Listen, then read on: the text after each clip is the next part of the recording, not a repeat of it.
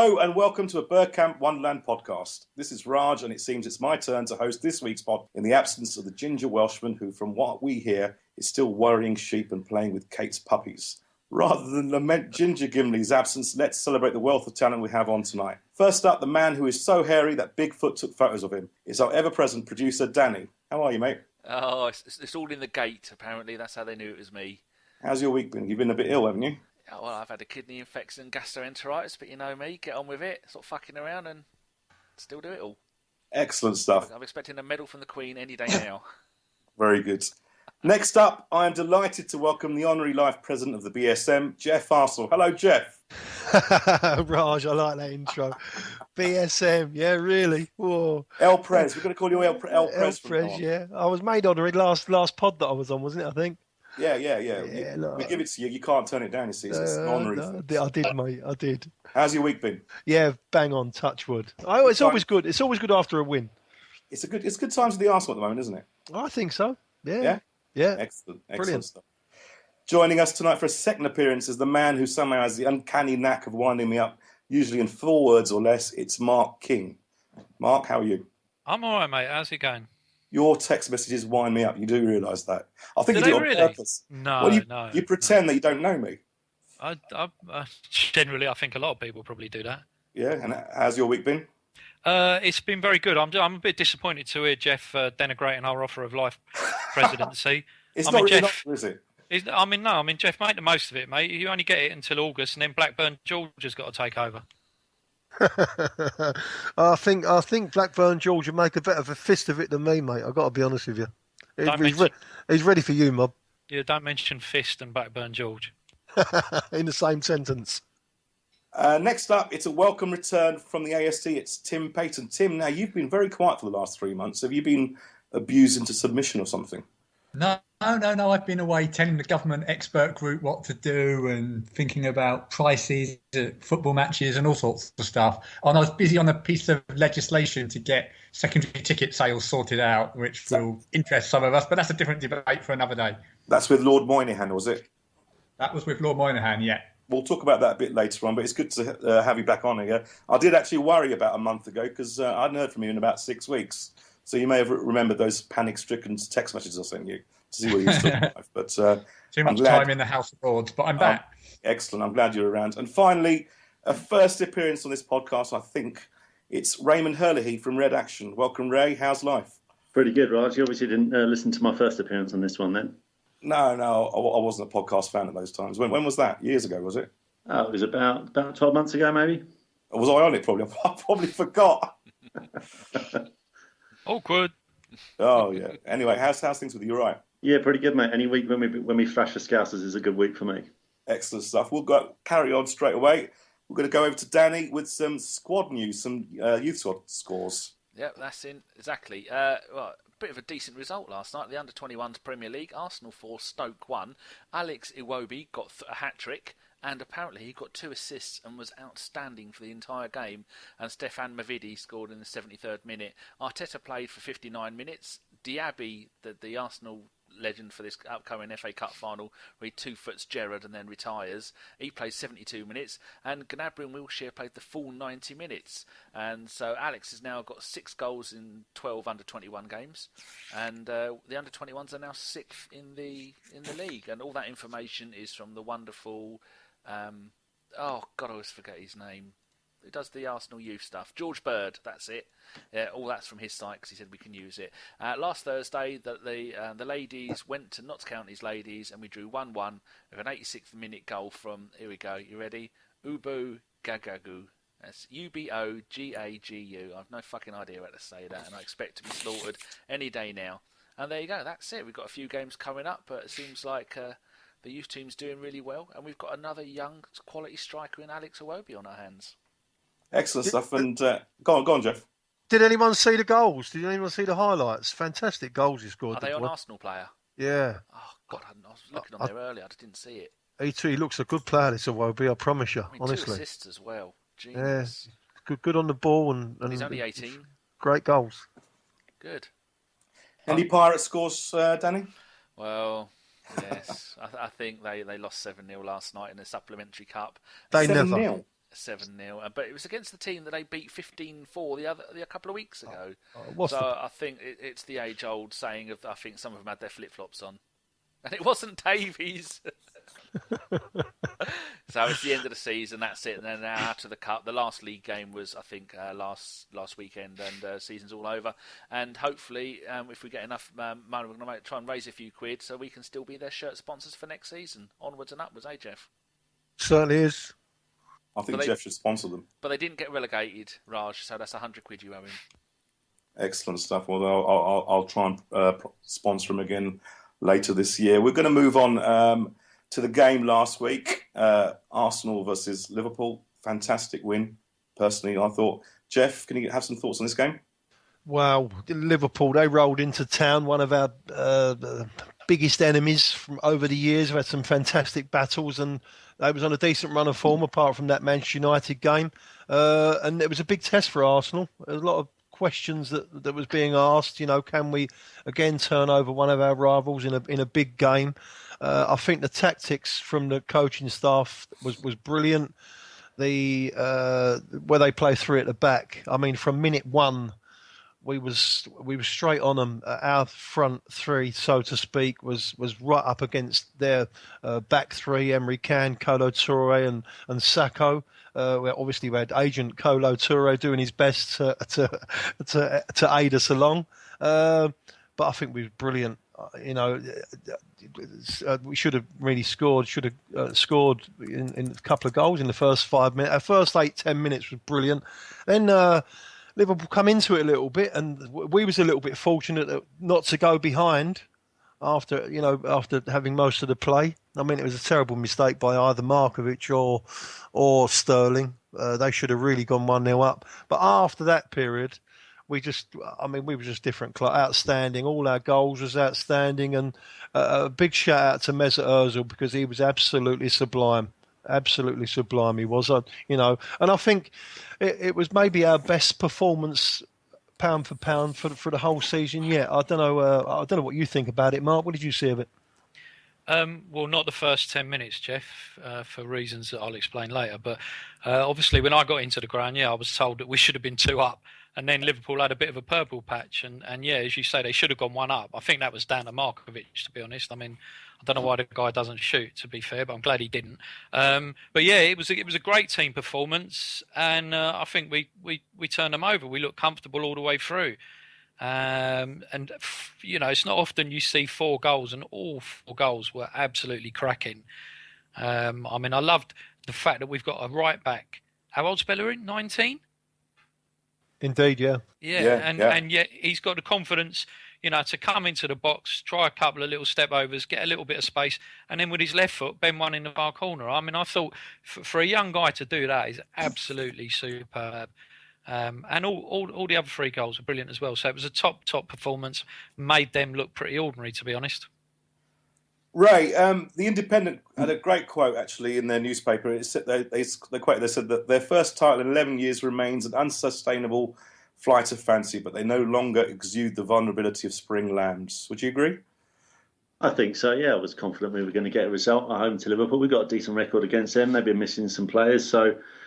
Yeah, it was a good performance. Blew them away with those 3 goals in the first half, and the game was over. Really, we could have, messed around and really gone for it in the second half and tried to get another couple, but might have left ourselves open. So we just played a bit of keep ball in the second half, and let one in, but then got another cracking goal before the end. So I think everyone went home happy in the end. But you talk about the title race and all that. I think it might be a little bit beyond us, but I think everyone's full of confidence now, and just looking forward to the rest of the season. And for a change, the fans of United, there's no moaners around at the moment, and it's all going pretty well. Tim, was that Ozil's best game this year so far?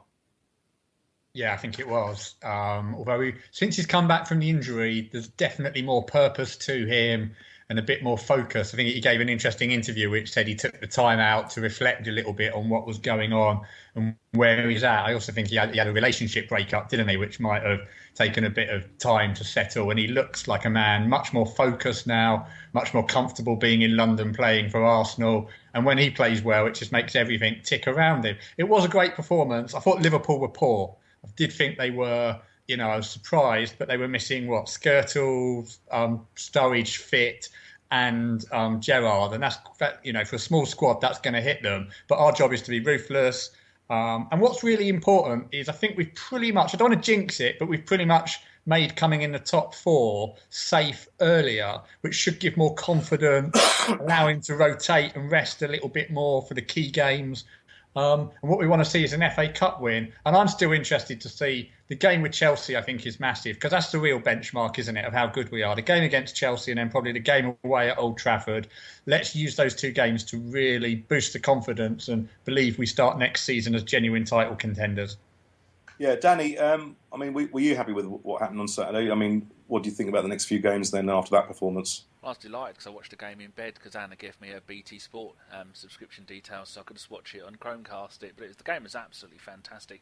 I take it none of you sent Hector Bellerin a birthday card because he was 20 a couple of weeks ago. Oh, no. He's not going to like Hector, will not to be pleased. I think Carl Jenkinson forgot to send his one.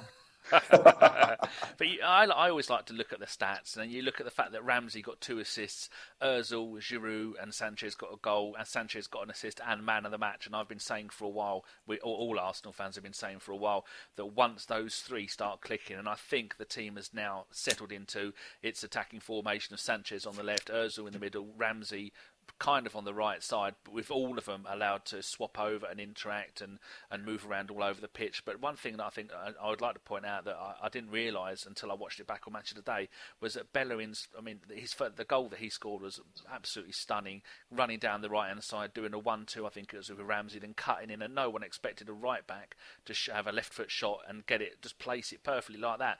But then when it come to Sanchez's goal, Bellerin was the one who passed it through midfield to Ramsey, and then Ramsey passed it on to Sanchez, and he had or he placed it, didn't he? He didn't really have a shot. He knew where that was going from the moment he touched it.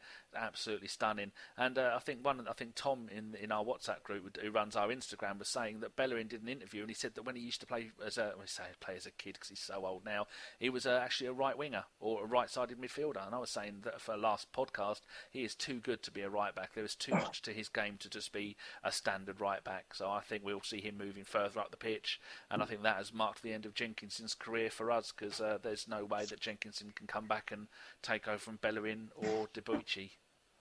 I think I'm glad you mentioned Bellerin, because I thought it was sensational, to be quite honest. And it's a thing of beauty to watch. For me personally, the 4 goals were excellent, but his goal I thought was the best out of the lot, even though it could be argued that the others were even better. But he's a graduate of Barcelona's La Masia, and now that we're hearing little whispers, tittle-tattle gossip, that perhaps Barcelona might want to take him off us to replace Dani Alves.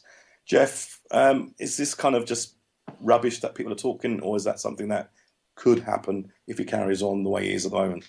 Well, you never know, do you? But I think he's just signed a 5-year contract, an extension, isn't he? So he's contracted to Arsenal. There's no way, with the form that he's showing, if he keeps on making improvement and progressing, that Arsenal are a club that are going to need to sell him. As far as I know, he's enjoying it in London. So there's no reason why would you want to. Why would you want to go back to Barcelona? I think he could stay at Highbury. Sorry, I beg your pardon, at the Emirates and build a decent career. Debuchy, he's cracking on a bit now. He's the wrong side of. How old is he? Is he 30? Is he 30 or 31 or something like that? He's around that, yeah. 29. Yeah, so he's still 29. 29. Okay, yeah, he's got a couple of years left in him, of course, but I don't see any reason why Bellerin can't come in and really have a right good go and push him for that first team slot. I don't see that happening, Raj. Definitely not. Not for 3 or 4 years at least. I think he's well on his way to taking over from Debuchy, to be quite honest. Mark, what are your thoughts on Bellerin? Has he impressed you as much as he has impressed me? Yeah, no, definitely. When you consider how old he is and how inexperienced he is, he's done brilliantly. He got chucked in at the deep end at Dortmund, and that was a real.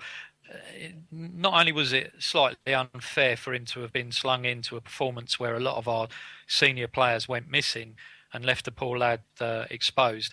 I think it's how he's reacted to that. A lot of players would have crumbled at his age after a baptism like that. So to see him come on so strong when we've needed him this season has been brilliant. And I think he's got a big future ahead of him. I think he's still maybe got a little bit of growing to do as well, which will be a little bit helpful. You do have to worry that one day the whole Barca DNA crap will start coming up again, the same way it did with Fabregas. Yeah. I think it's a bit early for it nowadays, though. Well, one of the sad things I saw on Saturday was the performance of Kolo Touré. In some ways, it was quite sad to see him at the Emirates playing the way he did. Ray, you had a few comments to make about him. Yeah, it was a bit of a shame. I mean, seeing the invincible Kolo just kind of bimbling around the middle of the pitch there, not really looking like he knew what he was doing, it was a bit of a shame. And when Sanchez had that shot for the third goal, I think he did well to get it past Kolo's massive arse. So it was obviously a really good shot to get past that and go into the net. So it was a bit of a shame. I've always had a bit of a soft spot for Kolo because, again, he was a player who just kind of came from nowhere and he was a big part of that team. And he's just the only one still playing that we get to see in the Premier League now. So it was a bit of a shame, but, he's wearing the wrong colour shirt now, so fuck him. Tim, there were two more quotes from the newspapers over the weekend. Independent described us that we played with speed, intensity and technical skill applied at pace. The Guardian said it was the most dazzling and accomplished football Arsenal have played this season. Are there any regrets that our poor start to the season put paid to our title hopes? Or are we still dreaming for an immense Chelsea collapse? Well, we do dream, and you find yourself doing that thing where you look at the table, get your fingers out, work out how many points if we beat them at home, and then you think, get real. But it's the hope that kills you in football, isn't it? Of course, it's frustrating that we started poorly, and you think some of it was a bit self-inflicted in terms of squad depth and what we needed to do. And who knew? Was there one person who said that bringing Coquelin back from Charlton was going to be the catalyst to kickstart the second half of the season? Not one person. Not the man paid £8 million a year. None of those who pay to sit in there, the 60,000 who go each week. No one saw that coming. So You've got to be frustrated, but you also got to be positive about the upswing. But let's not get carried away. Is this a pessimistic voice or a cautious voice? You win your trophies. You collect in May in football. It's not about what happens in March. That's just a platform. Let's not get complacent. Let's see that a job still needs doing. It's interesting. We've got exactly the same number of points for the number of games this season as last season, and football's all about momentum, because last season we started brilliantly and it fell away, so we felt really down now. This year we started poorly and had a strong spell, but actually as a collective it's the same, and what the squad have got to do now is make sure it doesn't finish the same, but it finishes better, and also build on the fact that you could argue that this season is worse than last season so far in a comparison, because we went out of Champions League to Monaco rather than the team that had won it the year before. So it's really positive that we have this upswing, and I'm sure, Geoff, I don't know what you know anything about the mood in the camp, but they've got to stay absolutely focused, haven't they? They haven't won anything at the moment. No, exactly. No, you're 100% right, but no, they are. They've got. I think you can see it on the pitch as well. They are very, very confident. You've got a group of, the key issue was last season and the season before was what I think is the continuity. And we've got that group of players that we've had now for 2 or 3 seasons, and we've added key players to it like Ozil and Sanchez. And like you said, Coquelin's come in and he's done a fantastic job. No one did see that going on. But, he's come in, he's been asked to do a job. Coquelin wanted to be a box-to-box player. But as far as I know, the coaches are sitting there and said, listen, this is what you've got to do for us. No matter what you want to do for yourself and your career, we see you as this type of player. We need this type of player right now. We need you to sit in there and do the job for us. And he's come in, and fair play to the lad. He's been fantastic. And I don't see a better one out there, really, pound for pound at the moment, for breaking up play and just keeping the flow going nice and simple, because that gives confidence to all the players in front of them that, all right, even if we do give the ball away, Coquelin's going to be sitting in there, and he's good across the pitch. He's quite pacey across the pitch, and he's very aggressive. So, I think but it is the continuity, and I think that the squad, they're very, very confident at the moment because they're winning games, and that winning games breeds that confidence. And personally, I think we're in a really, really good position. If the season was 4 or 5 games longer, I'd really fancy us, because I do think there's Chelsea will make a ricket along the way, and I believe in my heart of hearts that we'll beat them at home. Raymond, what do you think about that? I think, as Tim said, it's the hope that kills you. We're on a great little run, but it's the way the football fan works. You look back at the start of the season, you think, well, if we just won that game and not letting that last minute equaliser there, and you start adding up all these imaginary points in your head, and you think, well, if we won all those games, we'd be only a point behind, and that's what kills you really. So it's the start of the season that killed us. We're on a really good run. We're in some good form. We are, secure in our top 4 ambitions, I think, without doubt. It's just whether it's going to be second, third, or fourth. And I think it's good to dream about first, but I think it's probably a little bit beyond us. Don't you think that every team could say the same thing, though? I know we've said it with the start of the season, but Chelsea have had a little bit of a patch the last couple of months, haven't they? Where they've dropped points, and if they went on and they didn't win the league, they should have said, well, that's where we broke down.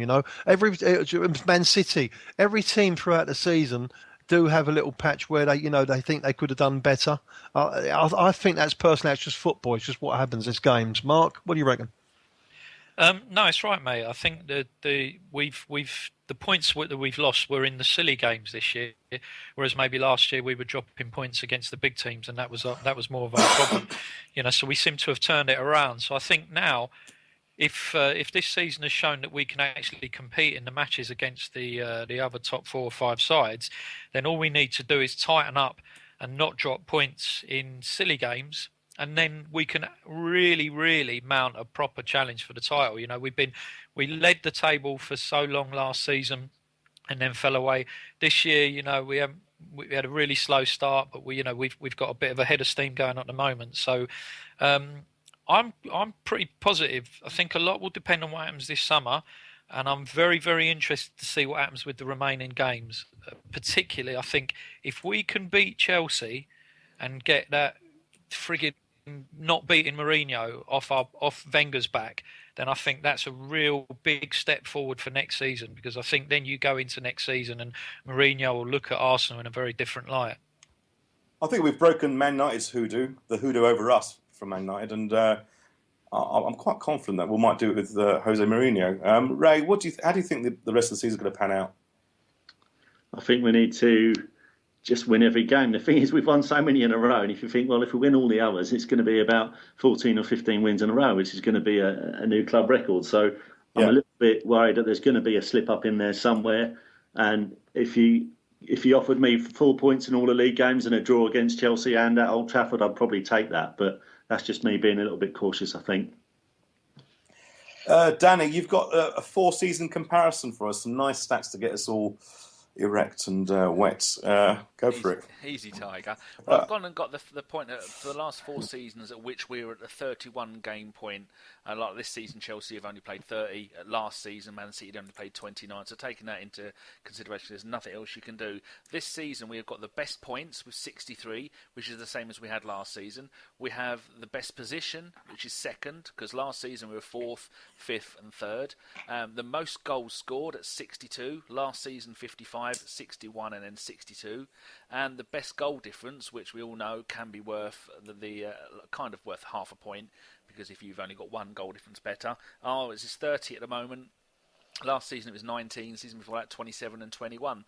And we're on a run of, I think we've had 1 defeat in our last 9 games, and we've got our entire squad coming back. I mean, when was the last time any of us can remember where Wenger had almost a full-strength squad to pick from? And with Wilshere playing 90 minutes in midweek, and with Arteta and even bleeding Diaby coming back. And apparently some people who watched that under-21 game said Diaby was fantastic. Excellent. Give a new contract. Yeah, set a contract out on Gerrard. That's the only contract I want. Well, what I'd say about that is someone's probably going to get injured on training on Friday. That's the only thing I'll be worried about. So by the time the next match comes round, so they've all got to be taking it really, really easy tomorrow, not bumping into each other or getting nobbled or anything like that. So if we could possibly go into the next league match with a fully fit squad, that would be a bit of a boost. And I was looking at Chelsea's things, and their last 3 games they've won with a last-minute winner, a late winner, and then with the Hull one, they won again after drawing with a late-minute winner, and then the one against Southampton they drew 1-1, so they're having a bit of a sticky patch. And with the resurgence of QPR, who scored 7 goals in the last 2 games, I reckon that could be a bit of a ding-dong. Then they got Man United, and then we got Chelsea. Never give up until the fat lady sings. To end this section off, I want a bit of positivity from Tim, and I'm not being sarcastic whatsoever. We're second place now, mate. Do you reckon we'll stay there for the rest of the season? Yes, I do. We're going to come second. I predicted third at the start of the season. I'll upgrade it to second. And is that progress in your eyes? Yeah, definitely. I mean, I think that another really important measure is always the gap between you and the team that wins it, because that's what you want to do and that's what you're measuring. But you can, some years the league will be stronger, some years it won't. But all you can do is be better than the other teams in it. And if you're the second best team, we haven't done that for 10, 11 years. So it's a big step forward, and let's just hope we can get it, because I think it allows next season to start with real confidence. Geoff, you must be happy with that. Yeah, I think he's spot on there, and I do think we're very worthy of. I do think we're very worthy of the second place. I mean, Arsenal, like I said, we're in the groove at the minute, and the momentum we've got. I think they've got that in there. They go out there thinking they are going to win every single game. That's the difference. Whereas before there was still a little bit of doubt. They weren't 100% settled, but they've really grown into this season. And I really do. It's just such a shame that we haven't got another 4 or 5 games, Yeah, it would have been really interesting. It's going to be a really interesting end to the season. We'll move on. On the same day of the game, there was, as you all know, a ticket protest that was led by Arsenal fan groups as well as Liverpool fan groups. Ray, can you give us the background on how it was all set up, how long it took to arrange, and the background to the whole story?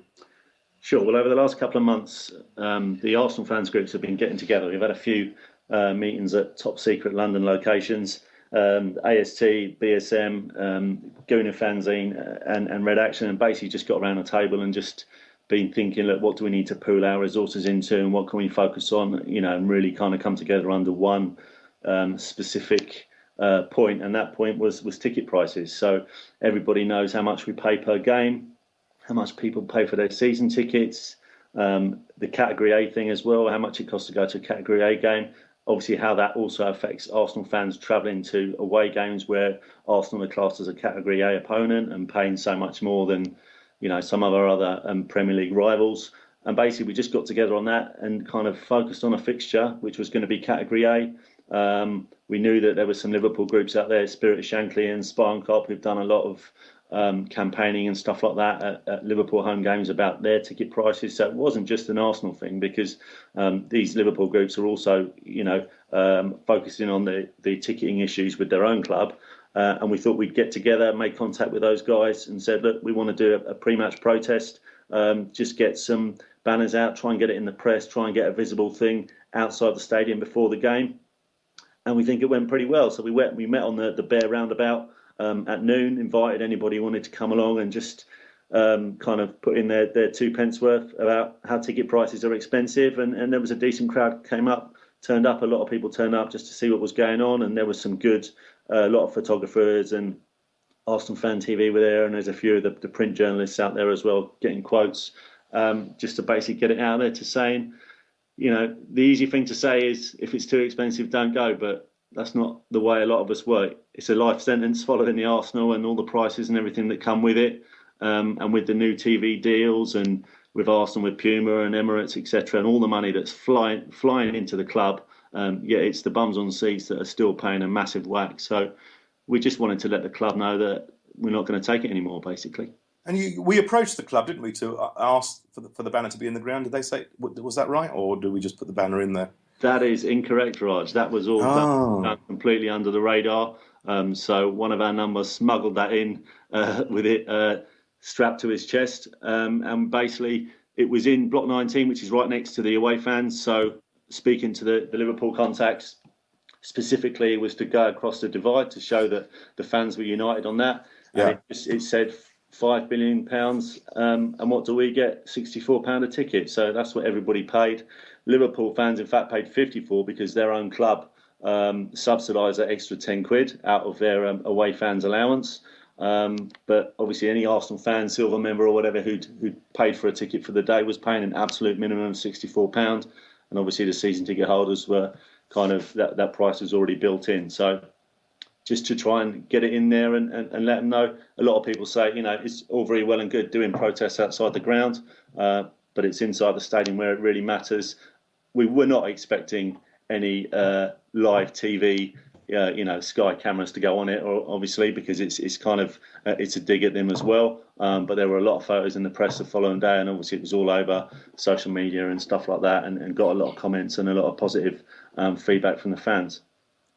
Mark, you were part of the BSM group that were there on the day. What were your thoughts on how it went? Yeah, I mean, to be honest, I mean, I was holding the banner up most of the time, so I couldn't really see too much of what was going on. But I mean, it looked, the good thing was that it was a relatively peaceful protest. There were no issues. There was no reason for the club to try and get heavy-handed or send stewards or send the police down to have a word or anything. It was all very good-natured. I think a lot of people came along and who weren't aware of it. And then began to say, what's all this about? So then, as long as they were asking someone who knew what it was going on, they could explain to them the reason why we're doing it. Big support from the Liverpool. Obviously, they're committed because they're coming down to the game anyway. So they're obviously going to have those numbers who have come along. They've got a lot of banners because they've been kind of getting involved in this for quite some time. I think, to a certain extent, we're playing a bit of catch up with them and a couple of other clubs on that front, and part of the reason is probably down to a lot of apathy from our fans around it. But maybe we can talk about that later. But on the day it went well. It was as Ray said, Arsenal Fan TV were down there. They spoke to a few of the Liverpool lads. They spoke to Kelvin from Black Scarf. I did a little bit for ESPN in Brazil, so I'm gone viral in the favelas in Rio at the moment. I'm a big name out there now, hoping to release a record soon. And then at kick-off time, we went round and the Scousers had said they were going to miss the first 10 minutes of the game in solidarity with all their fans who have been priced out of coming. A lot of people couldn't understand why they were doing it, but that was the reason why. They were saying, well, look, there's a lot of Liverpool fans who can no longer go. So that was why they did that. And we agreed that we'd stand with them with our banner for that 10 minutes, and we did that. And then that all went very well. And then we packed up and went inside. So I thought it was good. Lots of good pictures. Kevin Wilshire from Laguna got hold of some great pictures. I thought it went really well. But I think we have to be honest and say it's a very small first step on what could be a long journey. Don't you think it's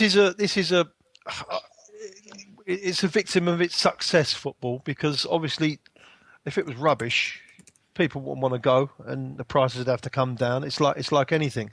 But where it is so big, Sky TV are obviously part of it as well, because they've promoted it as well over the last 20 years. Is it 20 years? I think it's 20 years now that they've been broadcasting it.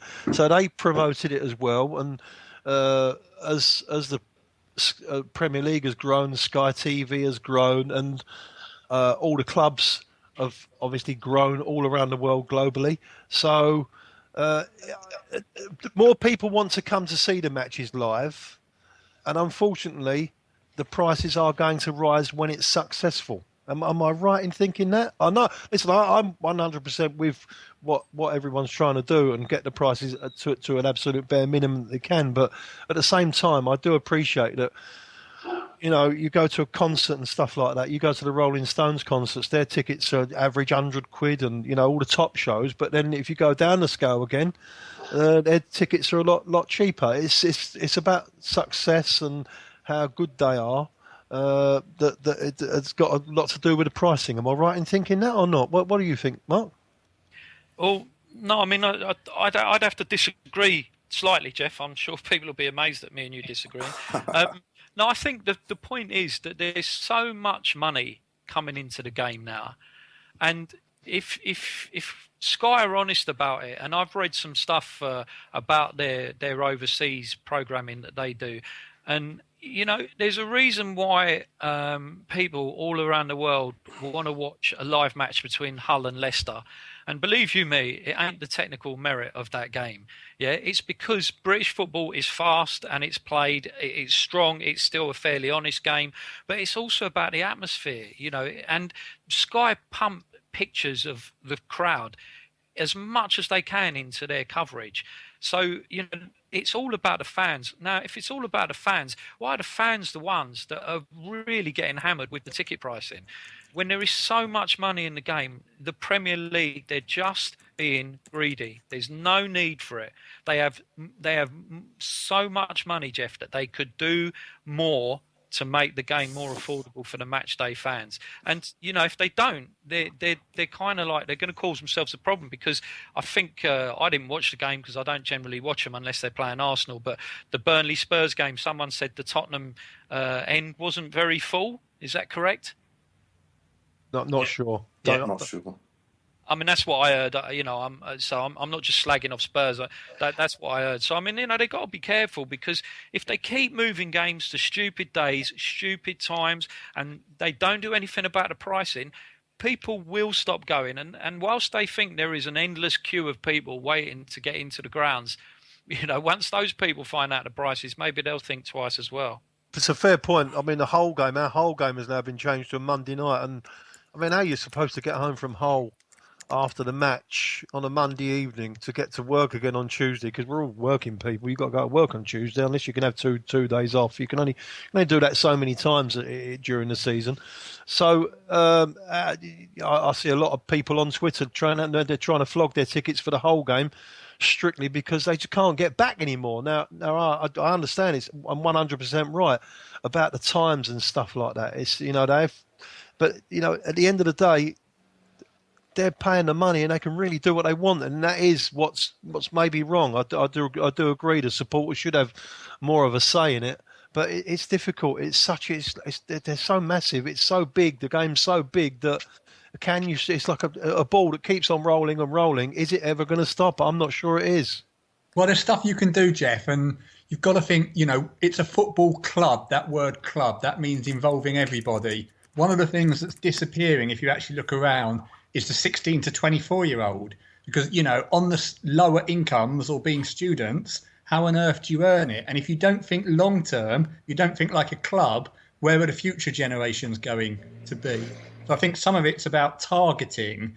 We could get 6,000 more fans in every game on average just by filling the seats that are empty. That doesn't mean displacing anybody or changing the prices. I'd like to see some of the $5 billion spent on an improved ticket exchange so that the empty seats can be got into the hands of local youngsters the day before for 20 quid.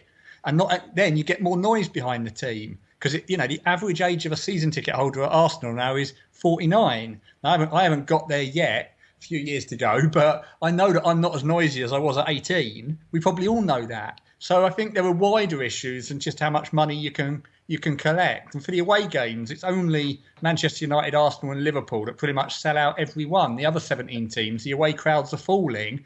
And we know, if less away fans come to the Emirates, that's actually going to make it less fun for us as well. So I thought Saturday was really powerful, and I give huge credit to Red Action and BSM, did the vast majority of the work, because it raised the profile. It was constructive. It was a good protest that got in the ground and outside, but couldn't in any way be seen to be affecting the team, which we all love and want to do well.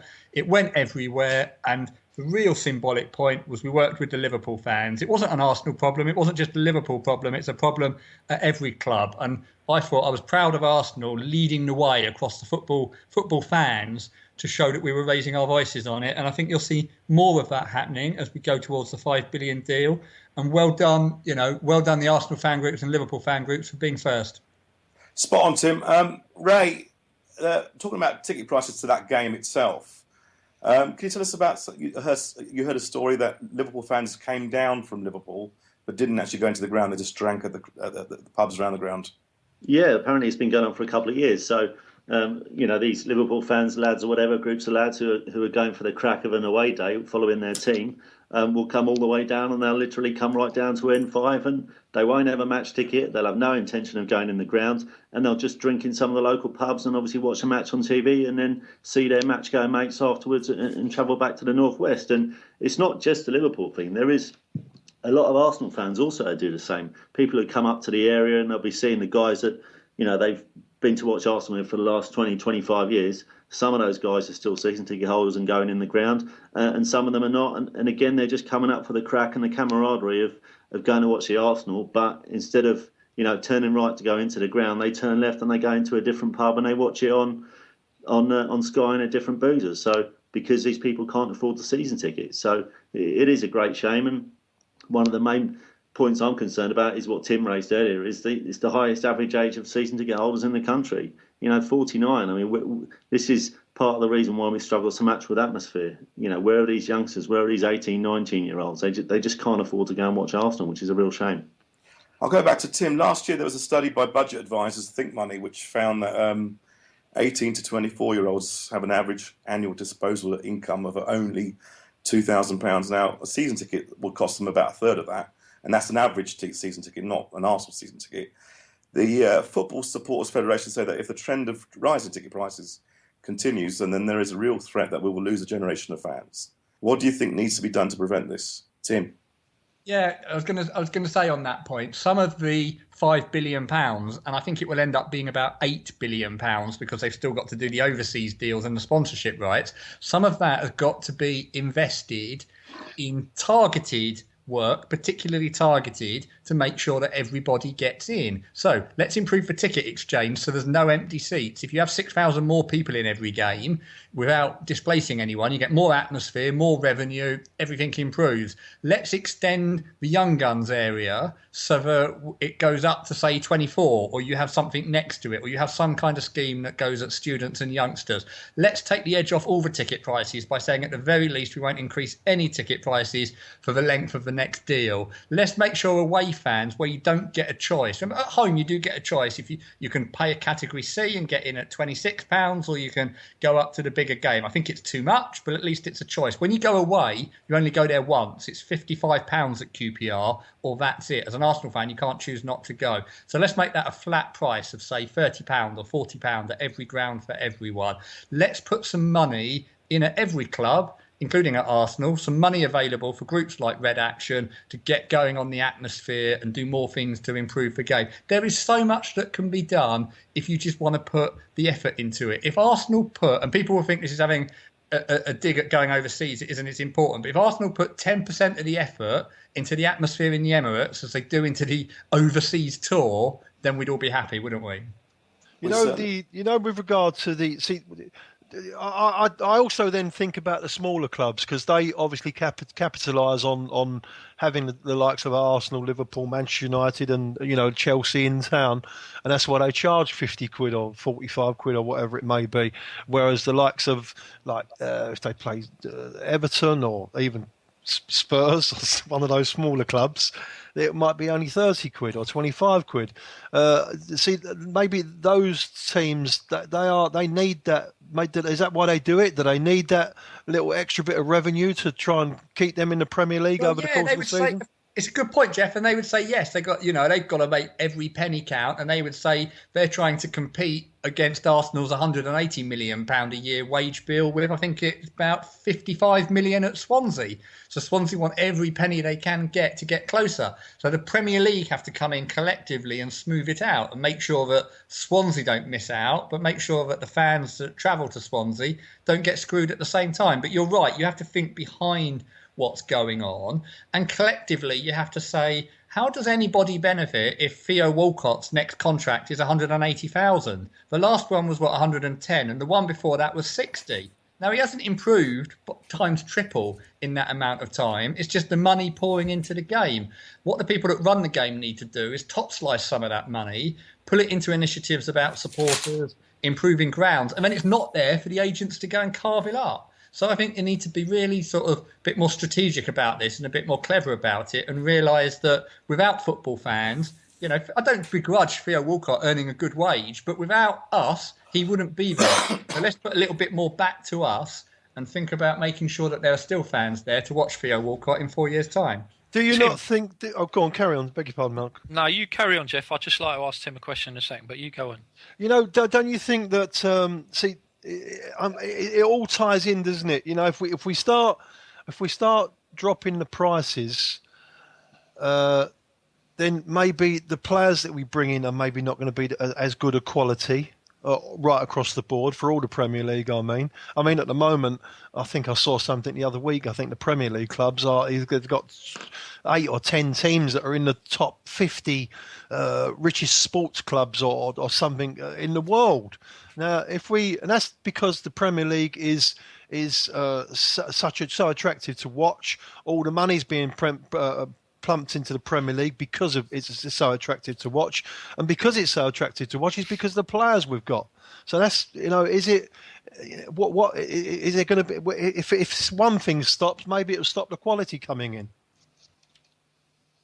I understand what you're saying, but let's look at next season. Arsenal's income will be when this new deal comes in, it will be close to 400 million, of which about 100 million will come from gate money. So if you were to freeze prices for the 4 years, you're talking about roughly 0.5% of Arsenal's income. It is not going to make a drastic difference. And particularly if every club does it, the competitiveness stays in balance. And I think that's why you have to have action across the league. But there is still going to be plenty of money. We're not talking about this 5 billion not being spent on, players and improving the game. We're perhaps talking about taking 250 to 500 million of it, leaving 4.5 billion to still go into the transfers and the players' wages. We're just saying, let's have a little bit of proportion.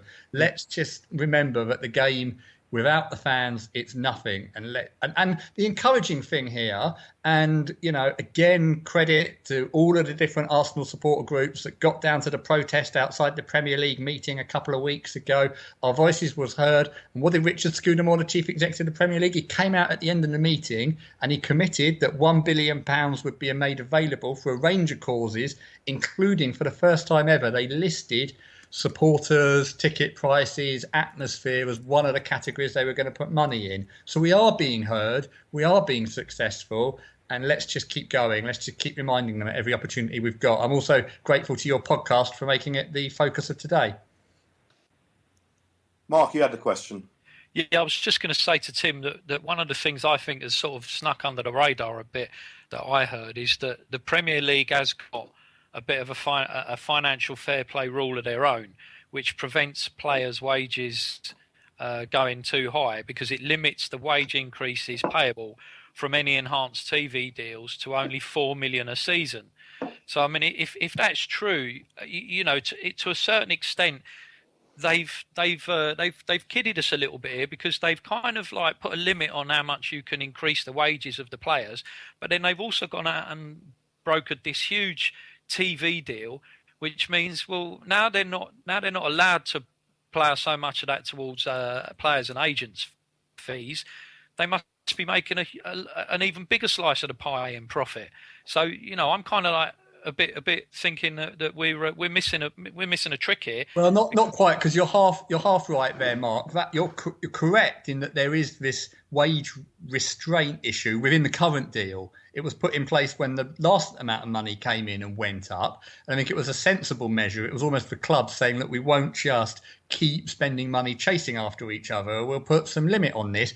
And some things did come in last time. We've got the 200k away fund. We got a bit more given to grassroots football. It was the beginning, and it was all tied together. What the clubs now need to do is sit down and think about, are they going to put that kind of restraint in next time and control costs so that it can go back to the game? And I think they will do that. What we absolutely have to watch, particularly clubs that have got American owners, because this is the model that they have over there, but they don't control costs, and we watch Stan Kroenke's £3 million consultancy fee go up to £30 million because the excess profit is sucked out of the game like that. If more profit is going to be made, then let's use it either improving stadia, investing in grassroots football, reducing ticket prices, improving disability areas, all the positive things that can happen in football. I think we've just got to be really careful that the money that is saved or the surplus money that accrues goes towards good causes. And that's like down to all of us over the next year or two to keep the pressure up. Just changing the subject slightly, I've got a question for Ray. Obviously, you know that I've been a member of BSM since day one. I've been one of the founding members and been a very proud member of that group. But the thing I've been trying to do for the last 2 years, and you know this full well, Tim and Ray, is that I've been trying to get the groups to work together on certain initiatives. And I found it very gratifying that it finally happened last Saturday. Is that the future, Ray, for the groups to work together on certain subjects, but still retaining their identities. Yeah, definitely. Each group has got their own little niche area that they like to focus on, but the ticket prices affects everybody.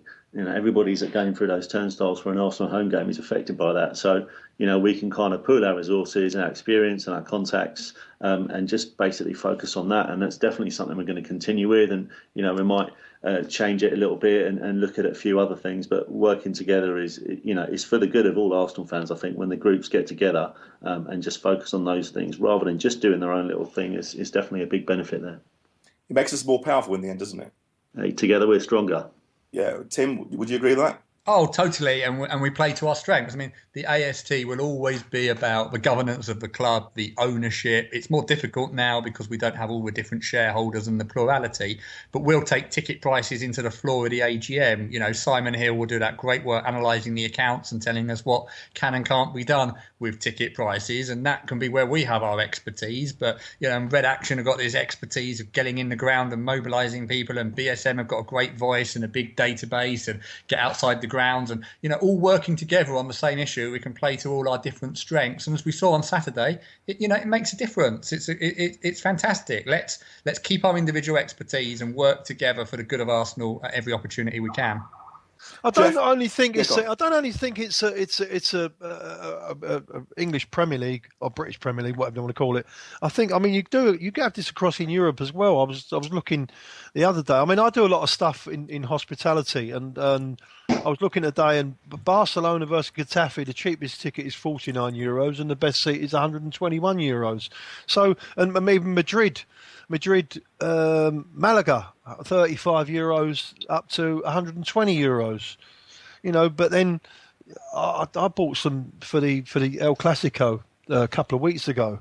I bought some hospitality, and it cost. And they got seats behind the goal in the second tier, and they got a little bit of food beforehand. Only a buffet, nothing special. And I had to pay £1,200 each directly to Barcelona Football Club. So this is not only a Premiership thing. I think it's the global game itself.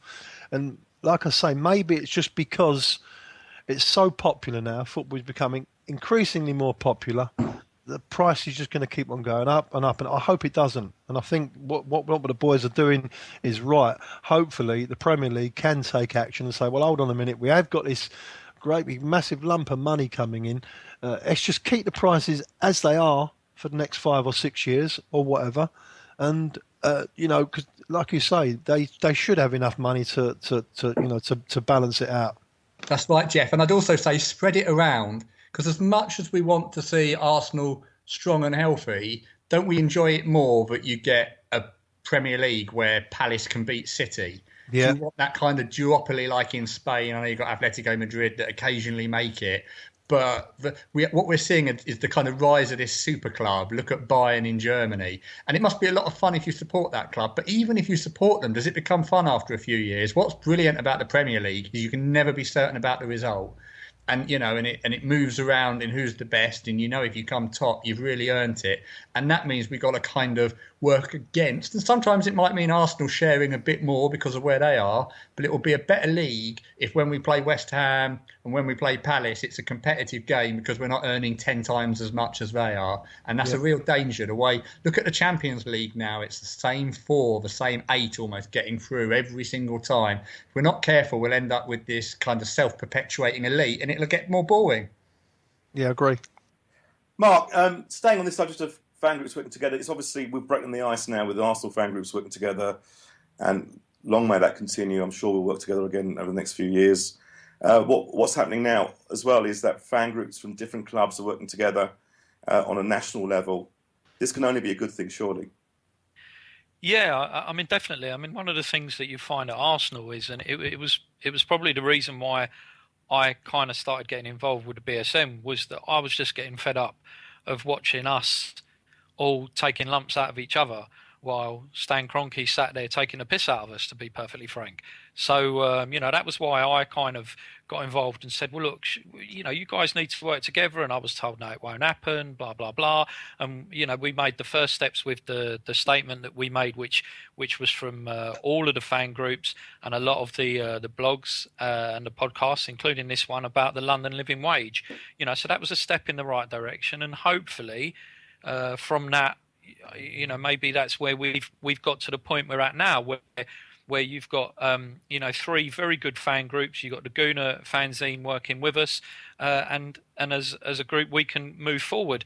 And generally speaking, that's going to have to happen now. A lot of other clubs, all these clubs, are starting to wake up and realise that the fans are actually being mugged off a lot of the time. And I think you're seeing it, and it's going to happen more and more, that you'll see more protests, more banners in grounds, and this is going to happen. And I think we've got to keep it going. We're speaking to the guys at Hull already about the game up there to see if we can work together, about ticket pricing, and also they want us to back them with their no to Hull Tigers stuff, which we're happy to do, because changing football clubs names just on a whim is just a joke.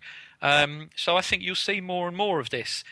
There was a lot of chat about why are you working with the Scousers? It seems to me that Liverpool are not the most popular football club with Arsenal fans. And I could understand a lot of people why they were saying it. But you know what? At the end of the day, the enemy of my enemy is my friend. And we've all got to realise that if we don't work together, then the Premier League will just destroy all of us. And there'll be no football as we know it in 10, 15, 20 years' time. It will just be a completely different, sanitised game. And whilst a lot of the stuff that the Premier League has done is good, they're actually they've taken a lot of the passion out of the game as well. Ray, you wanted to add something? Yeah, just about the banner that we had in the ground. So basically the way we did it was that we made sure that we followed all the rules, which are basically that the banner wasn't offensive. It was the right, correct, fireproof material, because we know how much health and safety and everything with the stadium management goes, and that it wasn't going to block anybody's view during play, and that it wasn't, a divisive comment like, sack the manager or whatever. So when it was held up just before the kickoff, when the teams came out, there was a complete lack of action from the stewards, because they knew that they had no right to remove it. So that was kind of a promising thing from my point of view, that that the club recognised that it was free speech, because I've had these conversations with them before, and that we followed all those rules, and it was basically held in place for as long as we wanted to, which was from when the teams ran out to just before kick-off, and the only complaints we had were actually from fellow Arsenal fans moaning that they couldn't see the warm-up. It's interesting. I think it's all very positive, all this. There's one kind of side to all this which we haven't discussed, which we'll just mention now, and that's secondary ticketing and how it makes an effect on football fans. Myself and Geoff have been in event ticketing for, I think, combined 50 years or something. So we know it happens in music all the time, where tickets are sold at grossly inflated prices. For the layman, there are companies out there called Viagogo and StubHub who pay a license from some clubs to sell match tickets. And I can't show it to you, but I've got a seating plan from Everton-Liverpool, the last Everton-Liverpool game, from Viagogo, and they're selling a pair of tickets for that game, which is supposed to be a sellout, for £2,360. Now, Tim, there's been an amendment to the Consumer Rights Act to try and stop this. Can you give us a bit more information on that? Yeah, I can, although it won't have any effect in football, because football works under different legislation whereby it's already a criminal offence to resell a ticket without authorisation. The problem you have at places like Everton is that they have authorised StubHub and Viagogo to work on their behalf. And what that needs is fan pressure to say, it's not on, come on, what's happening here? and I don't usually do this, but give credit to the Spurs Trust, where they had a deal in place and they've campaigned hard over the last couple of years. And Spurs have now removed the ability of people to put it on at any price. It's going to be capped pricing, and I think they may well end the deal next year. And let's give credit to Arsenal, who I think their ticket exchange is clunky. I think it could be improved, but at least it works on the basis that I think you sell at 5% above, or you lose 5% in an admin fee, but basically you sell on at face value. In terms of the consumer rights bill, what that's going to do is bring much more transparency to the secondary sales that take place everywhere but football. So if you want to go and watch the bootleg Beatles or anybody else, who are they? Your ticket, I'm sure, on one of those sites, you're going to have to put the block row and seat number in and the original price, and it's going to help clean up the market a bit. And hopefully mean that fans don't get ripped off there. Because, of course, if fans get ripped off, it just means that they've got less money to go and watch their team at other times. So hopefully what happened on that amendment is going to improve things. And I think in football, the fans' pressure is getting most clubs to remove these secondary markets that they have for tickets. Geoff, I was looking at various websites today. It affects Arsenal as well. Thomas Cook and a few other websites. They're selling tickets for about 400 quid a pop. You've got experience in this in your own job. Any thoughts on this? Well, I'll tell you what it is. I think that the promoters of these pop concerts and clubs as well, and the institutions like Wimbledon and the Lords and groups like that, they're trying to really create a white market for themselves, because I don't see why Arsenal should charge, just say, £26 for a ticket against one of the smaller teams, a Category C game, and then charge £90 for a Category A game against Liverpool. I think there should be a range of prices, and they should be set right the way throughout. It's like at Wimbledon. If you buy a hospitality package off of Wimbledon for the first day, it might cost you, let's say, £800. But if you buy it for the last day on the finals day, it will cost you £3,800. But it's still the same champagne, the same strawberries, the same.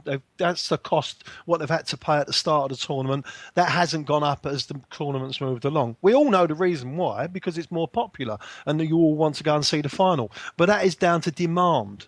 And there is always going to be a demand, and there's always going to be secondary ticketing, however they want to brush it up or try and tidy it up. There's always going to be touts on the street. There's always going to be, it's like anything that's in demand, whether it be a car, a house in a good area, anything at all. A pair of training shoes, the handbags.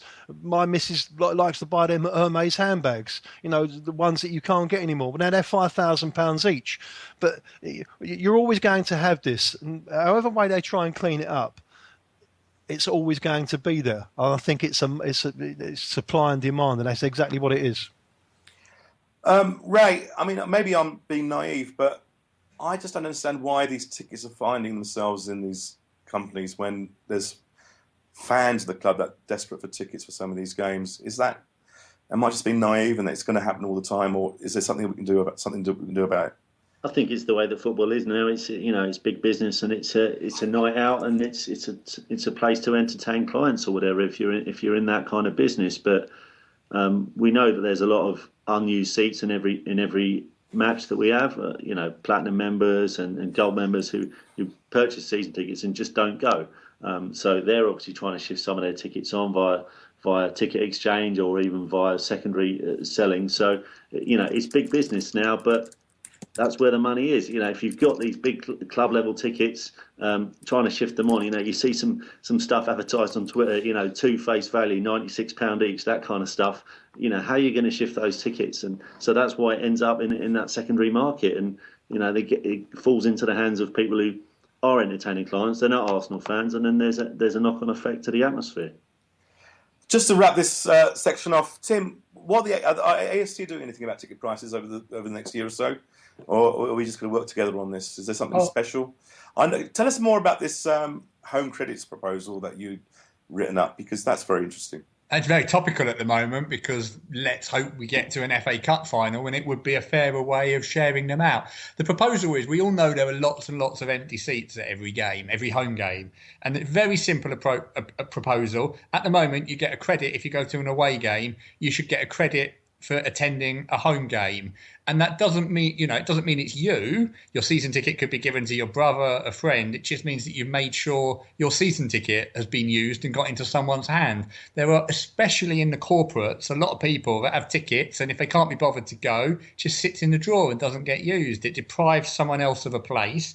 And it means that you can't allocate the tickets to the people that have been most loyal when you come round to cup finals. If you did have home credits, people would make much more effort to get their ticket used and we'd fill the ground more. The players, what is the one thing they consistently say? Crowd noise at the Emirates helps them.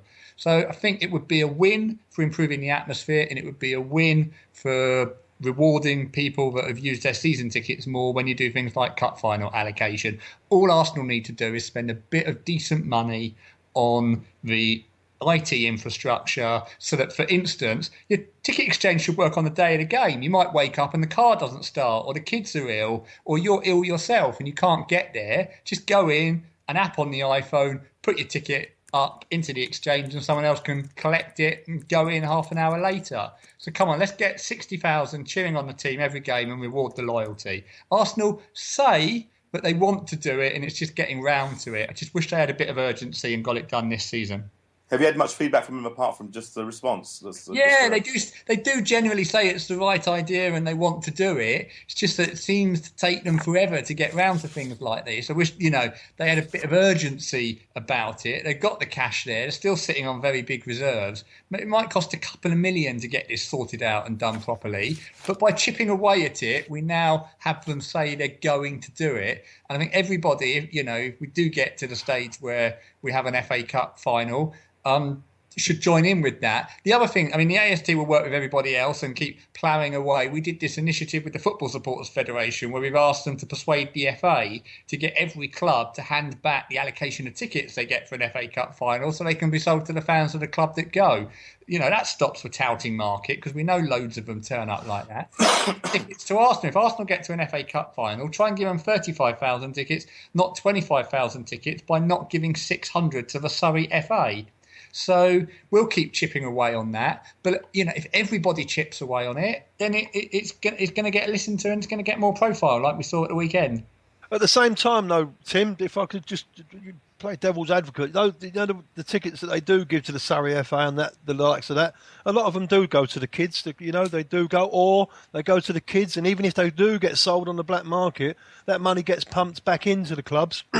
Pardon me, to buy their kits and their nets and their, everything that goes on. Yeah, so but it's not right, Geoff. It's not right. No one would support looking after the grassroots of the games, the people that mow the grass, ref at the grassroots level, drive the kids to the games. But give them tickets to the England games.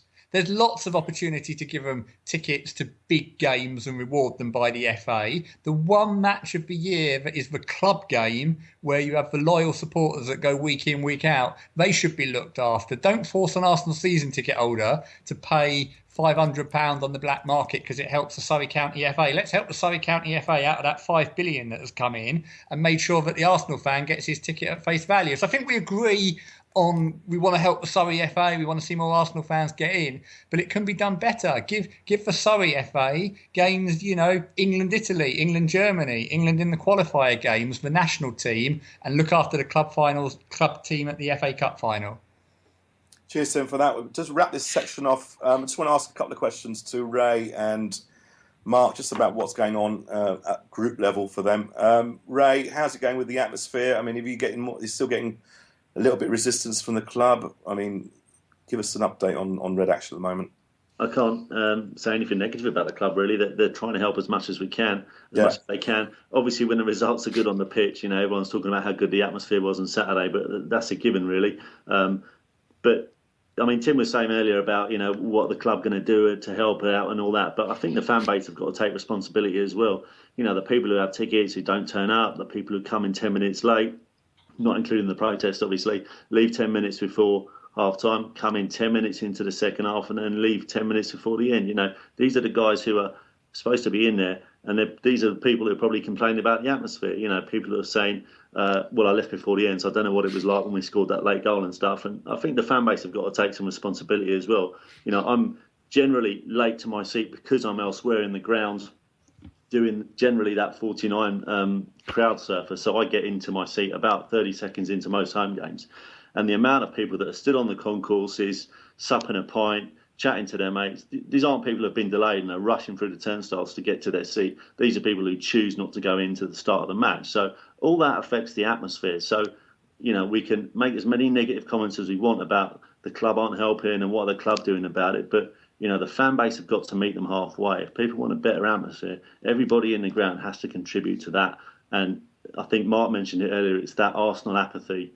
People are just happy to sit there on their hands and moan to their mate next to them about how bad the atmosphere is. But, everybody in the ground has the power to change that, and we need more doers, basically. On that point, yeah. Ray, I'd like to know what Crystal Palace have done, because their atmosphere at their stadium, you've got to say, it's absolutely superb, isn't it? Yeah, absolutely. But then you look at the age of those fanatics, and we're back to the thing about the age of the season ticket holders again. They've got obviously the opportunity to get into a certain part of the ground, and obviously there's things we're trying to sort out about people in the clock end and, for people to get together, and the young gun section and stuff like that. The young gun section is a great initiative, but it's not very well promoted by the club. A lot of those games are undersubscribed, and there are kids' price tickets that are going unsold for the category B and C games, which is a real shame. And we're trying to get the club to advertise that a little bit more and get these young Arsenal fans, 16 to 21 or whatever the age range is, to get them in there and get them together. But I think the demographic of the Crystal Palace and the Arsenal fan is very different, as everybody knows. We've got high expectations. We pay a lot of money to watch Arsenal, and there is a certain expectation of what you want to see on the pitch. And unfortunately, so many of the fans are not as willing to get involved in the atmosphere. Mark, this theme of apathy, is there anything the BSM can do? What were your thoughts on this? Well, we campaigned a lot before the protest, and were asking people to turn up and that. And the number of people that I saw Highbury Harry having an argument with about it, and the apathy that was shown, it goes one or two ways with the Arsenal fans. You've got the fans who suggest that until we all stop going and the ground is empty, nothing will change. On one hand, you've got them, and obviously, yes, that is the ultimate boycott of a match. But to organise that at the Emirates, it would be difficult, to say the least. The other people you've got are those who can't really see an issue. They seem to think there's not a problem with the pricing or a problem with the atmosphere or apathy of fans, who are suggesting that that there's nothing needs doing, and that we're just being negative, we're causing trouble, it's impacting the players, it's going to have a knock-on effect, and people who just don't actually understand that unless something happens, and unless the fans can try and rein in the Premier League owners, who are really just interested in making money. If anyone thinks that these American guys, businessmen, have bought all our clubs for some sort of altruistic reason, they're kidding themselves. They're here to make money because they know that money can be made out of the Premier League, particularly with these huge deals. So there's a hell of a lot of apathy. People don't understand. If we don't do something about it, then this is only going to get worse. So that's we're going to have to get onto it. I think it's just a case of everyone. We just got to keep going at it. I mean, it's a long road, isn't it, ahead of us? So it's the small group of us that are doing all this, and that's all the fan groups. We've just got to keep working hard, and hopefully it'll pay dividends in the future. Thanks very much for all that, chaps. That was a really wonderful section. We're going to move on to listeners' questions, which are a varied bunch this week. I'm going to start off with Mark, actually, because it's a cracker. And it's from a guy called Omar Hassan Khan. And he has a question directly for Mark. Geoff will like this one, actually. If Arsenal go on to win every game from now, including another away victory at United, and more importantly, a first victory of Mourinho, would your stance on Wenger, not the man to take us forward, change? Regardless of us winning the league or not, I understand that tactical shortcomings over the last few years help form your view, but such victories could be an indication that the page is certainly turning. I would certainly say that we'd be making progress if we go along those lines and say we win every game between now and the end of the season. We might not win the league, but you'd have to say that the club has progressed this season. You'd want us to win the FA Cup as well.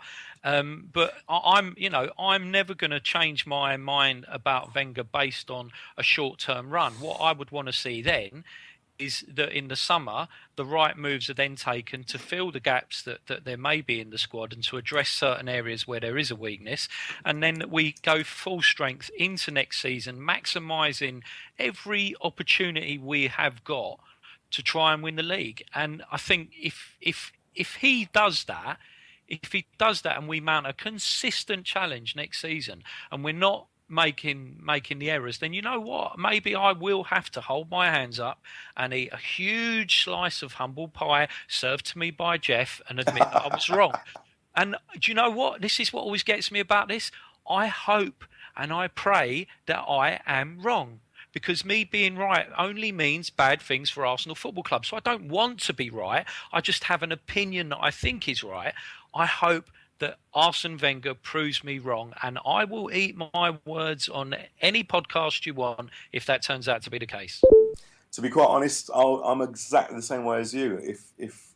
If I'm proved wrong, I'd be absolutely delighted, and I'd even volunteer to wash the piss stains from Geoff's front wall from the Chelsea fans. So, I hope it happens. Ray, you wanted to add something? Yeah, I think if the unthinkable did happen and we did end up with a big one, I think there'd be so many people trying to find old tweets and old messages and listen to old podcasts to kind of say "I told you so," that people would forget to enjoy themselves. So you can just see all the "I told you so" stuff coming out, and you said this about that, and I think when we should be celebrating, I can just kind of see that happening. People digging up all that old stuff just to kind of make their point. Geoff, are you going to just stay cool when it happens and just not rub it in and stuff? Just let the ball do the work, Raj. I'm a believer. I've always been a believer in what the manager's doing for the club and how he's taken us forward. At the moment, we're making progress. I think we've slowly made progress all the way throughout the season, and we have over the last 3 years.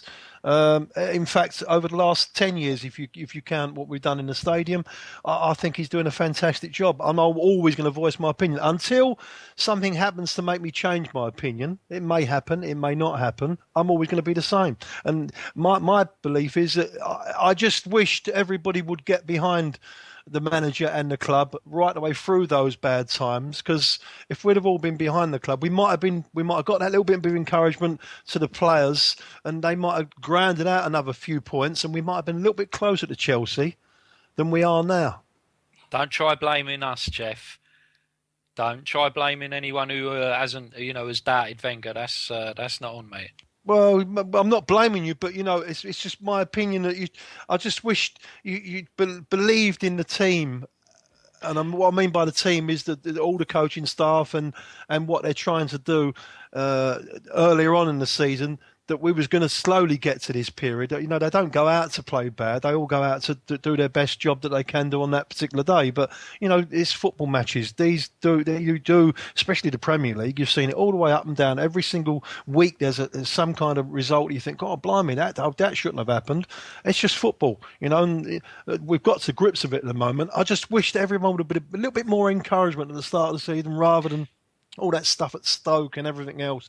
It's games of football. It's difficult.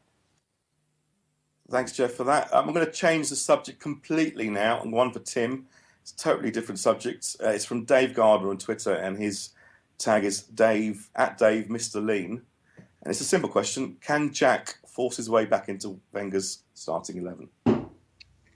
Yeah, by playing really well and taking someone's place and earning it. That's what teams that win the league are going to do it, partly because they've got a big squad and the players have to up their game because they know if they don't, someone will come in and take their place. He's going to have to ride his luck on fitness because he's clearly got issues with the ankles that holds him back a lot, and we see what happens there. Knuckle down with his attitude, but there is a superb footballer in there.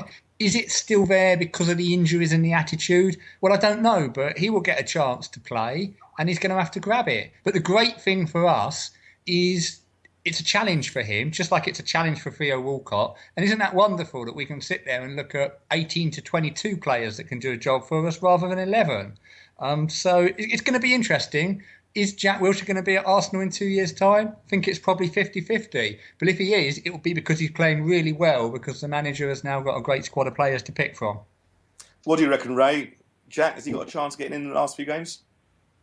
No, not on current form. I don't think so. If there's a few injuries, he's obviously to the front of the queue. But the way the midfield has been playing, and with Ramsey coming back and Cazorla playing so well, and I just think he's got a battle on his hands. But that's the way it should be. You get an injury and you're out for a while. Someone's going to come in and take your spot and play well, and that's what it is at the highest level. So if he keeps getting injured, obviously the last one, there's nothing he can do about that. But that is the way it is. This Champions League level, that's the way it is. You get injured, you're going to struggle to get back in the team.